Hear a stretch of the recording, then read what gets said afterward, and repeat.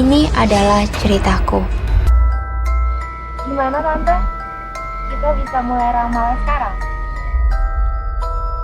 Kartu apapun yang keluar nanti, itu ada.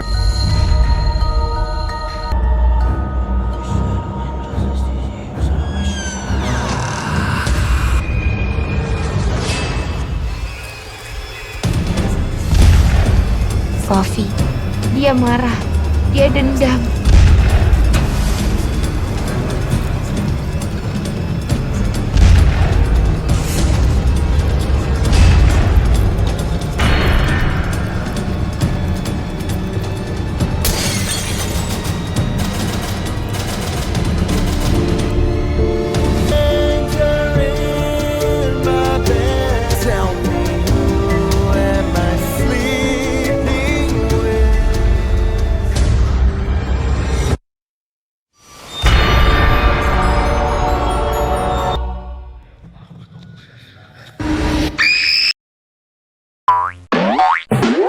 Movie की शुरुआत में हम एक कपल जूली और ट्रिस्टन को देखते हैं जो एक टैरोट कार्ड रीडर के टेंट के अंदर जाते हैं, जहां पर उन्हें एक हरलीना नाम की औरत मिलती है जो उन्हें डेस्क पे रखे 10 कार्ड उठाने को कहती है, जिसके बाद वो उन्हें बताती है कि उनके पास्ट से वापस कोई आएगा जो उन लोगों के लिए बहुत ज्यादा खतरनाक होगा और वो उनके आसपास रहने वाले लोगों को भी नहीं छोड़ेगा। ट्रिस्टन को लगता है कि हरलीना उनसे झूठ बोल रही है, जिस पर हरलीना उनसे कहती है कि जो उसने देखा वही वो बता रही है। इसके बाद जूली ट्रिस्टन के साथ अपने बचपन वाले घर में रहने के लिए जाती है, जहाँ पर उसे अपनी बचपन की मेमोरीज याद आती हैं, जिससे हमें पता चलता है कि जूली की एक ट्विन सिस्टर भी थी जिसका नाम सोफिया था और उसका फेस बर्थ से ही डिसफिगर्ड था। अब जब रात में जूली किचन में खाना बना रही होती है तो उसे कुछ आवाजें सुनाई देती है और जब वो चेक करने जाती है तो बाहर कोई नहीं होता है। इसके बाद हमें पास्ट का सीन दिखाया जाता है जहाँ पर हम सोफिया को देखते हैं जिसे स्कूल में बच्चे काफी बुली किया करते थे और उसे ऐसा लगता था कि जूली भी उसका ख्याल रखने का दिखावा करती है। सोफिया जूली से काफी जलती थी, इसलिए वो एक रात उसे सीढ़ियों से धक्का दे देती है, जिसकी वजह से जूली बेहोश हो जाती है और सोफिया उसे स्टोर रूम में बंद कर देती है। जिसके बाद सोफिया की मॉम से काफी ज्यादा डांट पड़ती है और जूली के लिए सोफिया की नफरत को देखते हुए उनकी मॉम जूली को वहाँ से दूर भेज देती है। अब एक रात घर पर जूली कॉल कर कर बताती है कि मैं घर वापस आ रही हूँ, जिस पर सोफिया उससे कहती है कि अगर तुम घर वापस आई तो मैं खुद को जान से मार लूंगी, लेकिन जूली नहीं मानती और वो घर वापस आने लगती है और वो घर वापस आकर देखती है कि सोफिया ने सच में खुद को मार डाला था। इसके बाद हमें प्रेजेंट का टाइम दिखाया जाता है जहाँ पर जूली ट्रिस्टन से कॉल पर बात कर रही होती है। तभी रूम का दरवाजा अपने आप से ही खुल जाता है और उसका स्कार्फ हवा से उड़कर बाहर चला जाता है और जब वो बाहर अपना स्कार्फ लेने के लिए जाती है तो उसके पेट से खून निकलने लगता है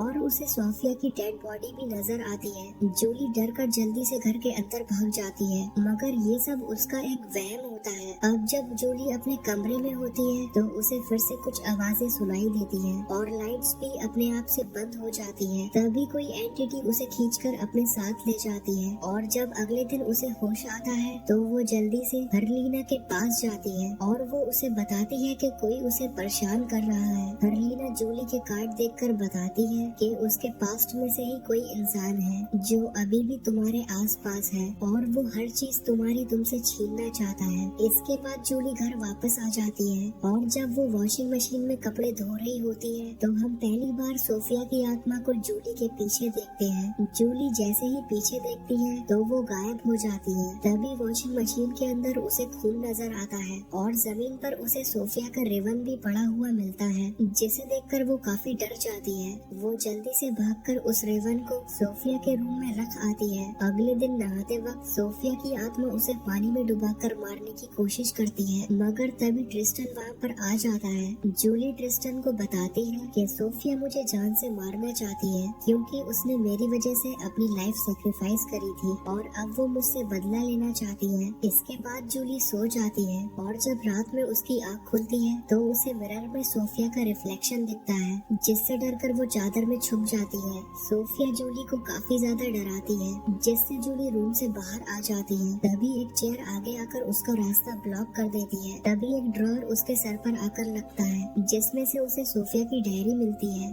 जिसे पढ़कर उसे पता चलता है कि ट्रिस्टन सोफिया को डेट कर रहा था। मगर फिर एक दिन सोफिया को पता चल गया कि वो जूली से प्यार करता है, जिससे हर्ट होकर उसने खुद को जान से मार दिया। तभी ट्रिस्टन वहाँ पर आ जाता है तो जूली उससे पूछती है कि तुमने अपने और सोफिया के बारे में मुझे क्यों नहीं बताया। मगर ट्रिस्टन बोलता है कि ऐसा कुछ नहीं था, मैं तो पहले दिन से तुम्हें ही लाइक करता था और तुम्हें एक गिफ्ट भी देना चाहता था, पर तुम कॉलेज से जा चुकी थी। एक दिन सोफिया को देखने पर मुझे लगा कि शायद वो तुम हो और इस तरह मेरी उससे दोस्ती हो गई, मगर वो मेरी फ्रेंडशिप को गलत समझने लगी। अब जूली ट्रिस्टन को बताती है कि जूलिया हम दोनों में से किसी एक को मारना चाहती है ताकि दूसरा सफर करे। इसी दौरान सोफिया की आत्मा उन दोनों पर बैट से अटैक करती है, मगर वो दोनों किसी तरह से बचकर वहाँ से भाग जाते हैं। तभी जूली को हेर्लिना की एक बात याद आती है कि उसने कहा था कि आत्माओं की फेवरेट चीजें उनसे जुड़ी होती हैं, और तभी जूली को सोफिया के रिबन के बारे में याद आता है और वो दोनों जल्दी से सोफिया के रूम से उसका रिबन लेकर आते हैं ताकि वो उसे जला सके। और इससे पहले कि ट्रिस्टन वो रिबन जलाता, तभी सोफिया वहाँ पर आकर उन दोनों पर अटैक कर देती है।